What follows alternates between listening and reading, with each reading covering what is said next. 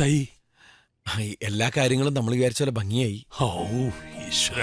ഷൈൻ ടോം ചാക്കോയ്ക്കെതിരെ നടി വിൻസി നൽകിയ പരാതി ഒത്തുതീർപ്പിലേക്ക് പോകുന്നുവെന്നാണ് ഈ മണിക്കൂറിൽ നമുക്ക് മനസ്സിലാക്കുന്നത്.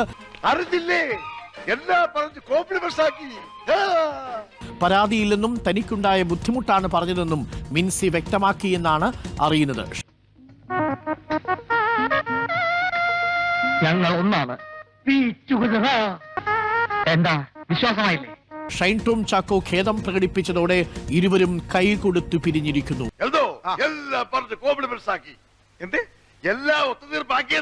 തീർച്ചയായും അരുൺ, ഇന്നലെയാണ് ICCക്ക് മുന്നിൽ ഷൈൻ ടോം ചാക്കോയും വിൻസിയും എത്തിയത്. വലിയ രീതിയിലുള്ള ചർച്ചകളുണ്ടായ, കോലാഹലങ്ങളുണ്ടായ ഒരു വാർത്തയാണ്.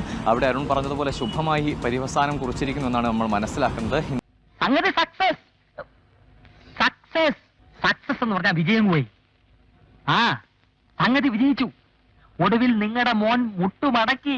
3 മണിക്കൂറോളമാണ് ICCക്ക് മുന്നിൽ ഇരുവരും മൊഴി നൽകാനായി എത്തിയിരുന്നത്. അതിനുശേഷം രാത്രിയോടുകൂടി മൊഴി നൽകി പുറത്തിറങ്ങിയപ്പോൾ വിൻസി മാധ്യമങ്ങളോട് പ്രതികരിക്കുകയും ചെയ്തു.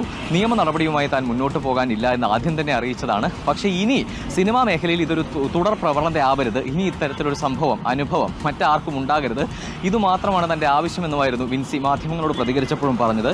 പെണ്ണുങ്ങളൊന്നും അത്ര ശരിയല്ല. ഇന്നലെ ഇപ്പോൾ എന്തായാലും വിശദമായ മൊഴി നൽകിയിരിക്കുന്നു.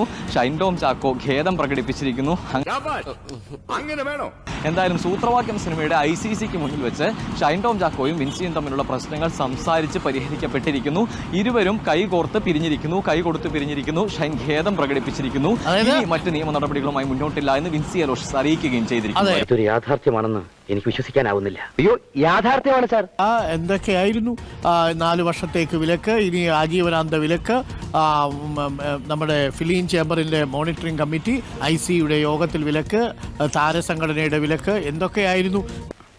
എന്തൊക്കെ ബഹളമായിരുന്നു. മലപ്പുറം കത്തി, മെഷീൻ ഗണ്ണ്, ബോംബ്, ഒലക്കര മൂട്.